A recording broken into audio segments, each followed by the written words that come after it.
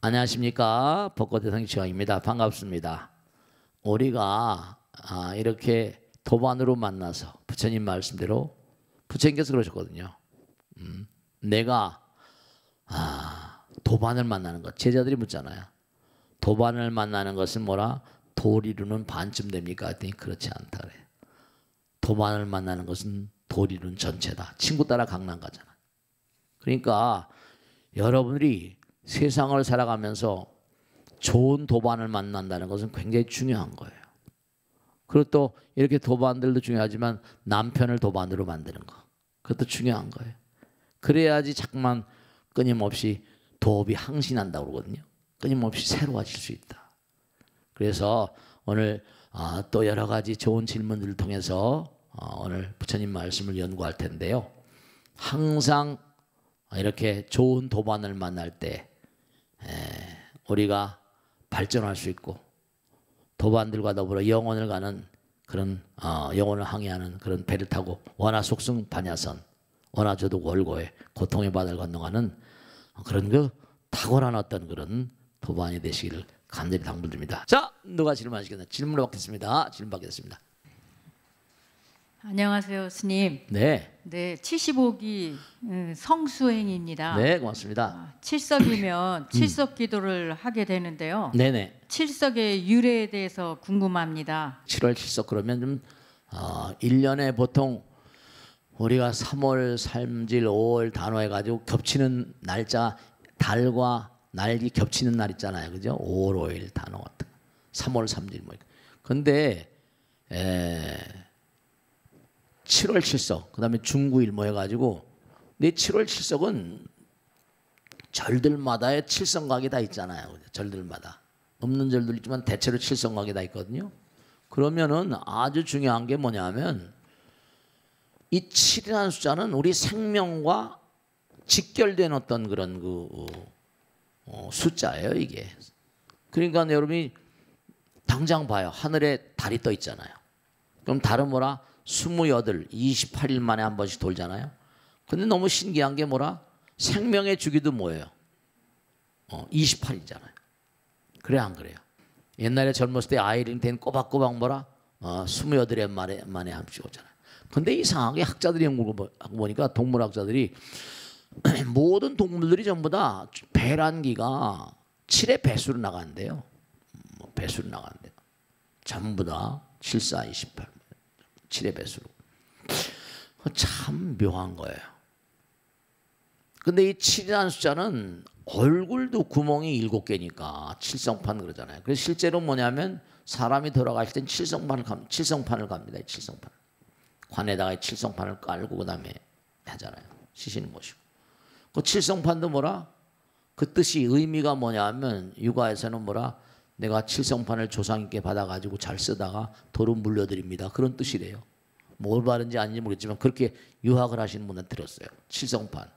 그리고 또 776정문이라고 그래가지고 부처님 말씀에 따르면 부처님경에 나오는 게 부모원주경에 나오죠.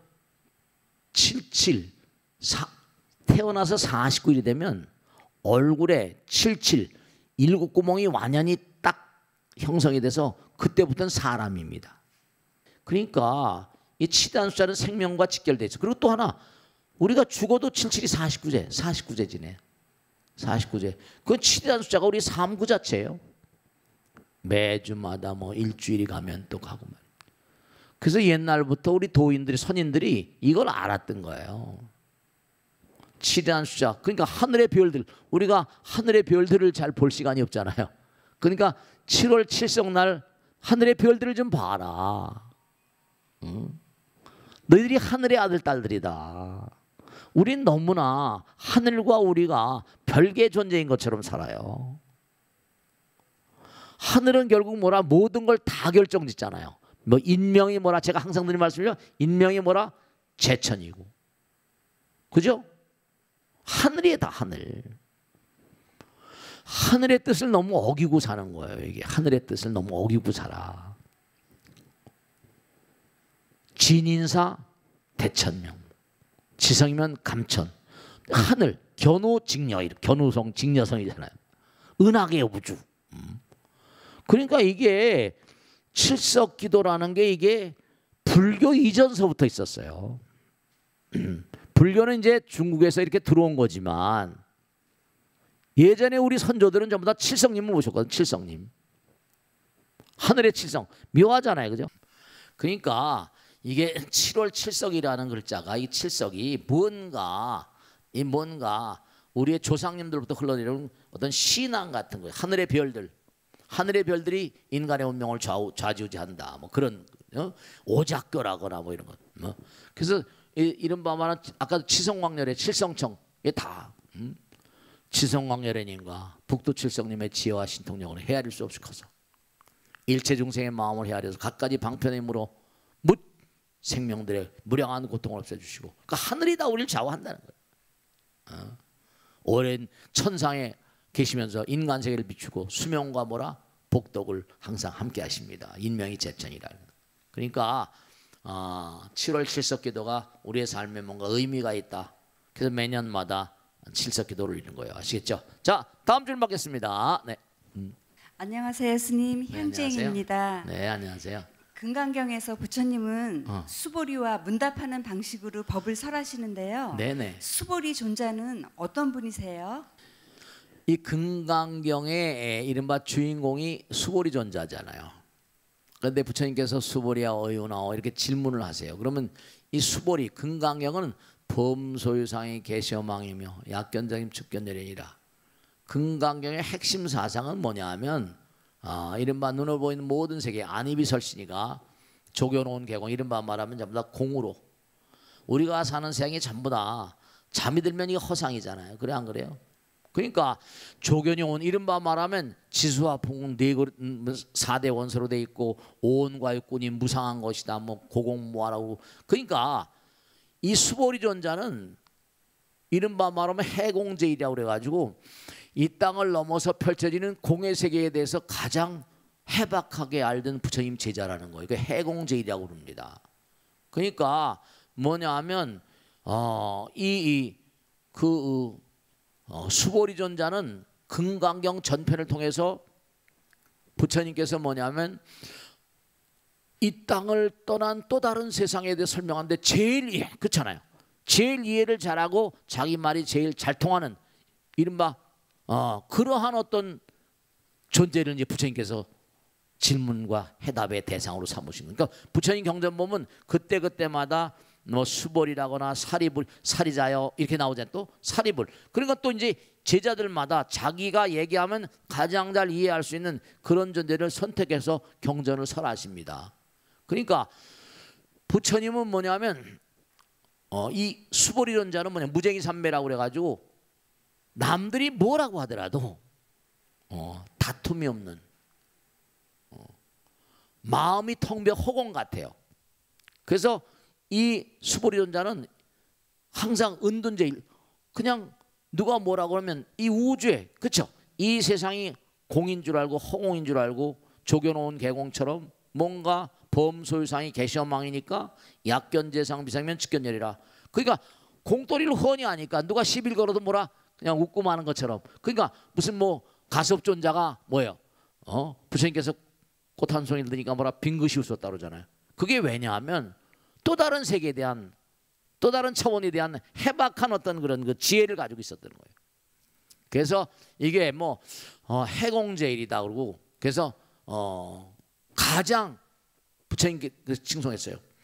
이른바 말하면 은공 많은 제자들 가운데 진정으로 시주들의 공양을 받아서 마땅한 그런 탁월한 그런 제자다 이렇게 아라한이다 이렇게 얘기하시기도 한 거예요. 그래서 이른바 이 공의 경지에 들어서 공을 즐거워하고 공의 이치를 잘 헤아려서 사람들에게 차근차근 잘 일러줄 수 있는 그런 존재가 수보리다 이렇게 부처님께서 말씀하시고 마음이 항상 텅 비고 고요해서 미묘한 덕을 쌓는 업을 마음에 두고 있기 때문에 정말 수보리야말로 해공제일의 존재다 이렇게 얘기를 하셨어요. 그러니까 공돌이 보이지 않는 세계에 대해서 정말 얼마나 투철하게 공부를 했는가 그런 생각을 하게 됩니다. 자, 또 다음 질문 받겠습니다. 네.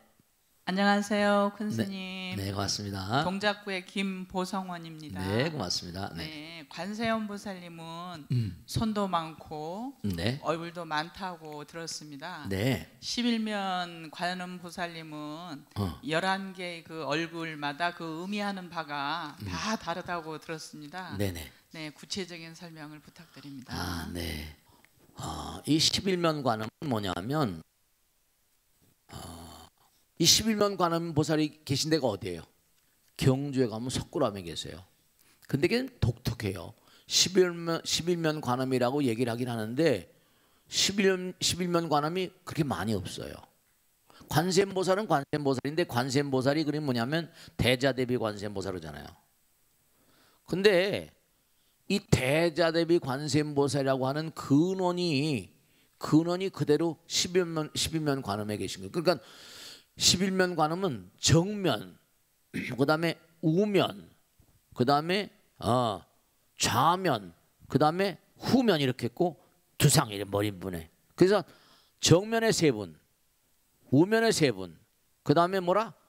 좌면에 세 분. 그럼 몇 분이에요? 9분이지. 후면에 하나, 정상에 하나. 그러니까 11면이에요. 근데 11면이 하나하나가 다 이게 그러니까 아는 것만큼 본다고 저렇게 얼굴 찡그리게. 이 11면 관세음보다는 정면은 뭐라고 하니 자비로운 상이에요. 그러니까 자비로운 모습으로 모든 만상을 대하는 거예요. 근데 이 좌면은 환한 얼굴이에요. 진상. 그러니까 뭔가 하니 악한 중생들. 그러니까 이런 게 있잖아요. 우리가 착한 사람은 착하게 이렇게 대하지만 악한 중생들은 웃음 못해 막 달겨들잖아요. 그런 게 있잖아요. 그 악한 중생들을 다스리니까 또 뭐라? 그런 얼굴을 좌면은 악한 중생 진상이라고 그래. 환할 진짜. 그 다음에 오른쪽에는 백아출상이라고 그래가지고 이른바 말하면 청정한 업을 다스리는 그런 수행자들, 정진하는 그런 자들을 찬양하고 권장하는 그런 얼굴 하고 있어요. 계속. 그리고 이제 뒷면에는 한상, 뒷면은 이제 폭대수상이라고 그래가지고 이제 이른바 말하면 모든 중생들로 하여금 이제 중생들은 악한 자니까 놔두고 중생들은 선악이 양면 있잖아요. 선악이 양면인데 이른바 선악간에 있는 모든 중생들로 하여금 이른바 환히 웃으면서 이제 웃음으로 그들을 좋은 길로 인도하신다. 그 이제 이 꼭대기에 계신 분들은 이른바 말하면 어떤 정상이잖아요. 대승의 근기. 정말로 몸과 마음을 내서 정진하는 마음을 끊지 말고 계속 나가야 된다. 근데 대체로 보면 11면 관세음보살 후면도 있는데 뒷면은 안 보이잖아. 그죠? 그래서 10면만 사람이 안 보이니까 10면만 새기는 그런 경우도 많이 계시다. 그렇게 합니다. 그래서 정면에 세 얼굴, 왼쪽에 세 얼굴, 오른쪽에 세 얼굴, 뒷면에 한 얼굴, 정상에 한 얼굴. 그래서 11면 관음이라고 그래요. 그래서 우리가 이제 대체로 보면 11면 관세음보살이 이제 왜 등장하는 거 아니?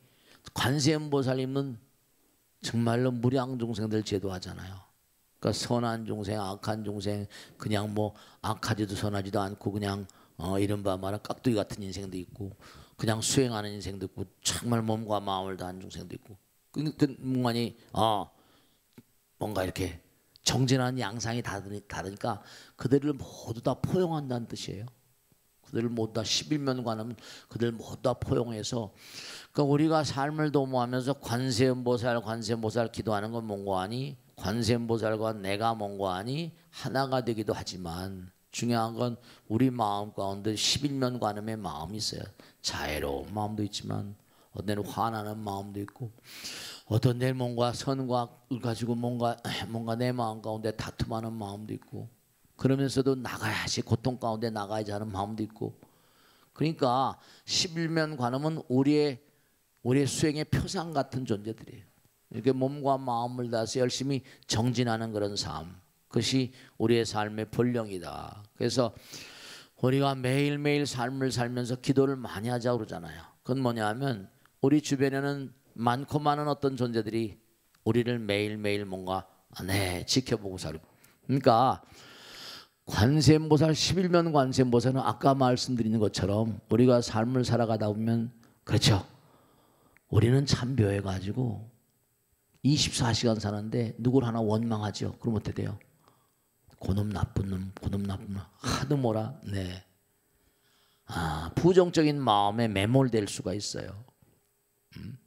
그러니까 내가 고통스러울 때도 관세음보살, 슬플 때도 관세음보살, 아플 때도 관세음보살, 즐거울 때도 관세음보살. 항상 관세음보살 마음으로 살면 마음이 하나로 통일이 되죠.